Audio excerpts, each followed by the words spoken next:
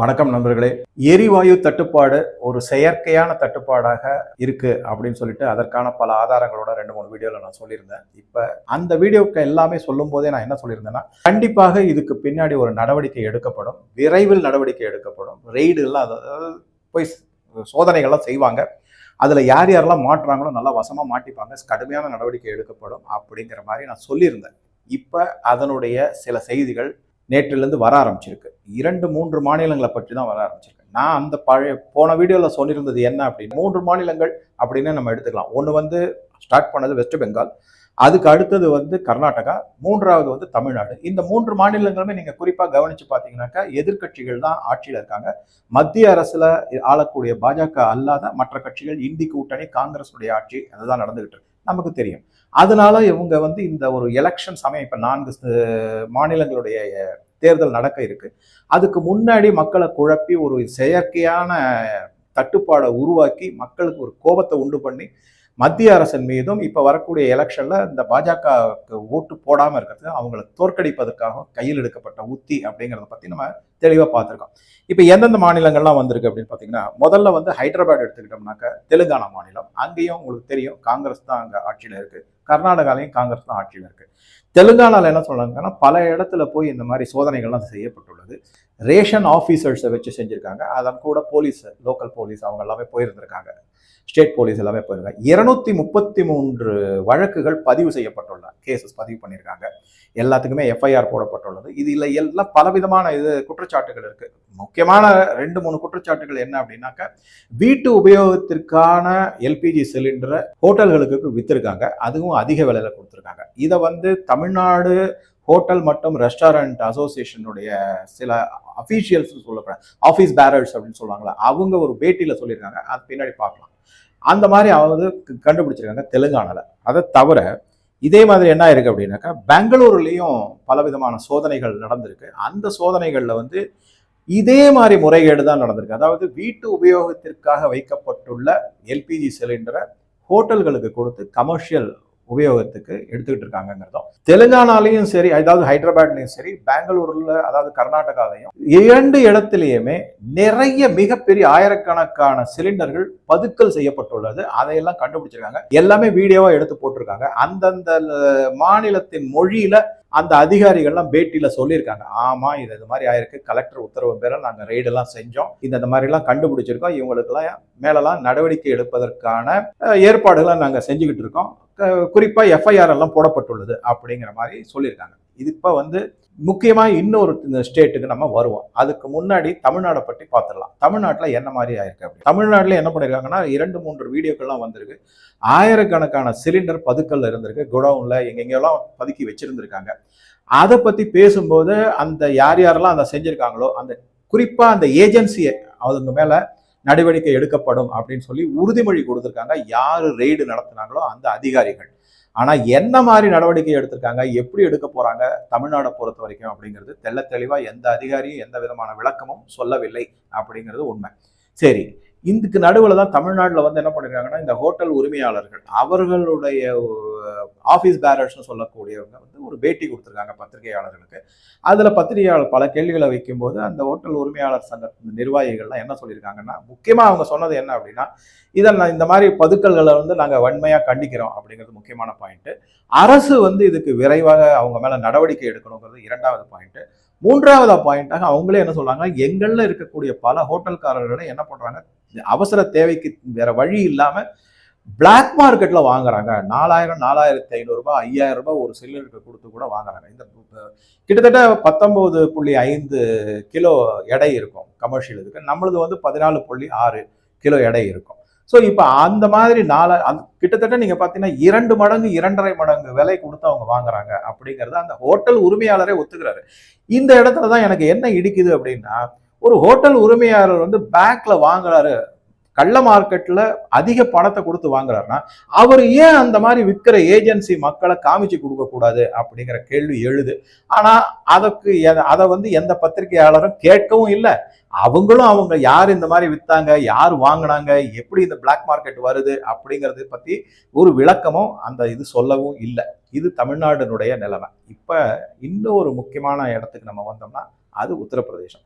உத்தரப்பிரதேசத்துல வந்து பாஜகவுடைய ஆட்சி தான் இருக்கு.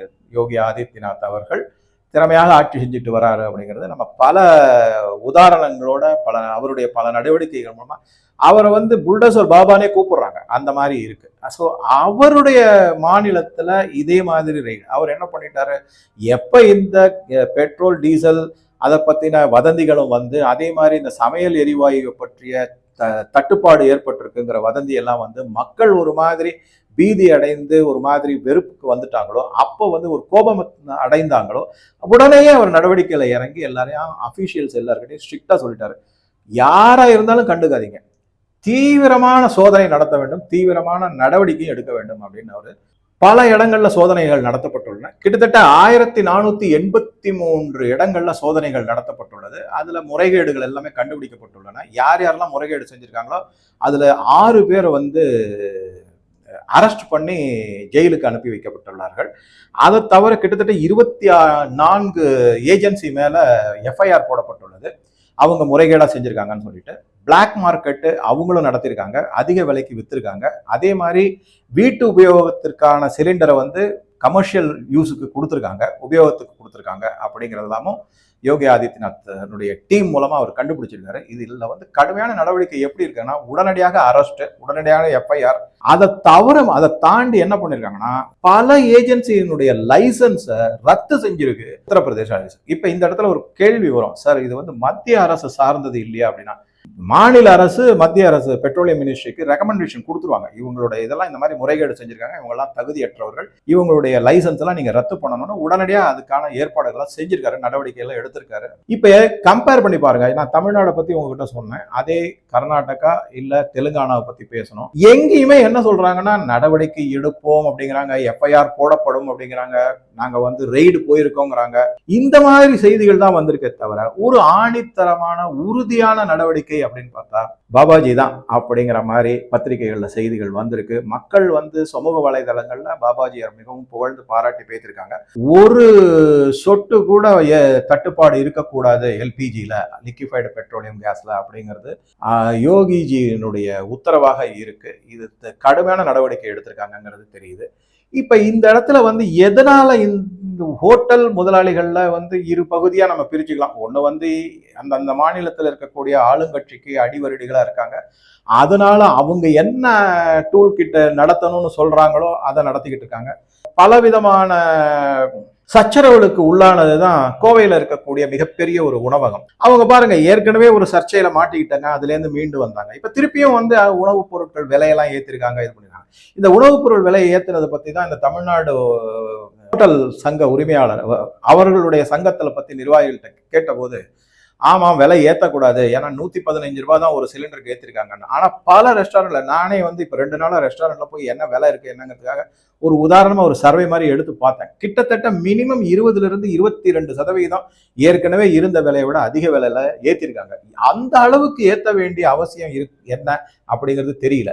பத்திரிகையாளர் கேள்வி கேட்கிறாங்க அந்த நிர்வாகிகள் கிட்ட, இந்த மாதிரி சிலிண்டர் தட்டுப்பாடுனால இன்னைக்கு விலை ஏற்றிருக்கீங்க, நாளைக்கே சிலிண்டர் தட்டுப்பாடெல்லாம் முடிஞ்சு போச்சு, 115 ரூபாய் தானே, நீங்க விலையெல்லாம் குறைச்சிருவீங்களான்னாக்க அதுக்கு வந்து சரியான பதில் கிடையாது. அதுதான் அதனாலதான் இதுல வந்து என்ன முக்கியமா தெரியுது அப்படின்னா, இந்த எசென்ஷியல் கமாடிட்டி ஆக்ட்ல கொண்டு வந்து உணவையும் அதுல கொண்டு வந்துட்டாங்கன்னா இந்த மாதிரி தகுடுதத்தெல்லாம் ஈஸியா கண்டுபிடிச்சு அதற்கான சரியான நடவடிக்கை எடுக்க முடியும் அப்படிங்கிறது என்னுடைய கருத்தா இருக்கு. இதுக்கு நடுவுல இன்னொரு பாயிண்ட் என்ன சொல்றாங்கன்னா, பல ஹோட்டல் உரிமையாளர்கள் இந்த மாதிரி அரசியல் சார்ந்த சில நடவடிக்கைகளை ஈடுபடுறாங்க, மத்தியில் இருக்க மக்கள் அனாவசியமா துன்பத்துக்கு ஆளாக்குறாங்க. அதே சமயத்துல இந்த கேஸ் ஏஜென்சி அப்படின்னு பாத்தீங்கன்னா, இதை வந்து சில காலத்துக்கு முன்னாடியிலேருந்தே, அதாவது கடந்த 10 ஆண்டுகளுக்கு முன்னாடி பாத்தீங்கன்னா, இந்த பெட்ரோல் பங்கா இருக்கட்டும், கேஸ் ஏஜென்சியா இருக்கட்டும், இது எல்லாமே ஆளும் கட்சியினுடைய தொண்டர்களுக்கும் அவளுடைய ஆதரிப்பாளர்களுக்கும், அல்லது யாரெல்லாம் வந்து கரப்ஷன்ல இன்வால்வ் ஆகி லஞ்ச பணம் கொடுத்து ஏஜென்சி வாங்குறவங்களுக்கு, அந்த மாதிரி ஆளுங்களுக்கு தான் போயிருக்கு. ஆக மொத்தம் என்னன்னா, அவங்க தன்னுடைய விசுவாசத்தை இன்னைக்கு இந்த மாதிரி ஒரு செயற்கை தட்டுப்பாட்டை உருவாக்கி மக்களை அவதிக்கு உள்ளாக்கி மத்தியில் உள்ள பாஜகவுக்கு எதிராக காங்கிரசுக்கு ஆதரவாக ஒரு நிலைப்பாடை எடுத்திருக்காங்க அப்படிங்கிற செய்தி எல்லாமே வந்திருக்கு. இதெல்லாம் படிக்கணும், படிச்சுதான் தெரிஞ்சுக்கணும்ல, இதெல்லாம் நடைமுறையில நம்மளே பார்த்துருக்கோம். நிறைய அந்த மாதிரி தான் நடந்துட்டு இருக்கு அப்படிங்கிறது நமக்கு தெரியும். எல்லா அரசியல்வாதிகளுக்குமே கண்டிப்பா ஏதாவது ஒரு பெட்ரோல் பங்க் இருக்கும், ஒரு கேஸ் ஏஜென்சி இருக்கும். எல்லாம் ரொம்ப சர்வசாதாரணமா போயிடுச்சு. தமிழ்நாட்டில இருந்து பெட்ரோலியம் மினிஸ்டரா ஒருத்தர் இருந்தார்.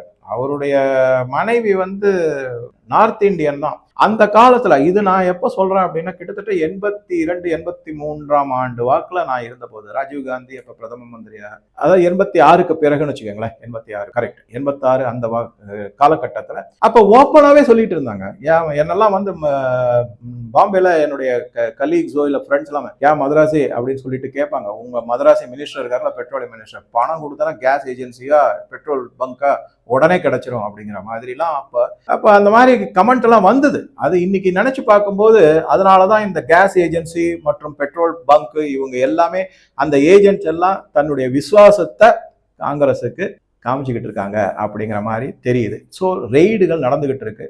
கடுமையான நடவடிக்கை எடுக்காத வரைக்கும் இந்த ரெய்டுனால உபயோகம் இருக்காது. அது மாநிலம் சார்ந்தது. ஏன்னா லா அண்ட் ஆர்டர் மாநிலம் சார்ந்ததாகும். ஆனா என்ன செய்யலாம் அப்படின்னா, மத்திய அரசுல இருந்து இந்த மாதிரி தகுதித்தத்துல ஈடுபட்டவங்களுடைய லைசன்ஸை கேன்சல் பண்ணா அது ஓரளவுக்கு நல்ல பலன் கொடுக்கும் அப்படிங்கிறது என்னுடைய ஒப்பீனியன். உத்தரப்பிரதேஷ்ல நடந்த இன்னொரு மிக மிக கொடுமையான சம்பவம் என்ன அப்படின்னா, அங்க சமாஜ்வாதி பார்ட்டி, அதாவது இந்த அகிலேஷ் யாதவ் அவருடைய பார்ட்டியில இருக்கிற ஒரு எம்எல்ஏ அப்துல் ரெஹான் அப்படிங்கிற ஒரு வீட்டுல 55 சிலிண்டர் கண்டுபிடிச்சிருக்காங்க. என்ன சொல்றது, இவங்கெல்லாம் மக்கள் பிரதிநிதின்னு வேற சொல்லிக்கிறாங்க. ஒரே ஒரு காரணம் தான், எப்படியாவது பாஜக ஆட்சியை கவுக்கணும், மோடிக்கு கெட்ட பேர் வரணும், அதுதான் குறிக்கோள். யோகிக்கு கெட்ட பேர் வரணும், அதுதான் அவங்களுடைய குறிக்கோள். ஸோ உங்க கருத்துக்களை பதிவிடவும் நன்றி, வணக்கம்.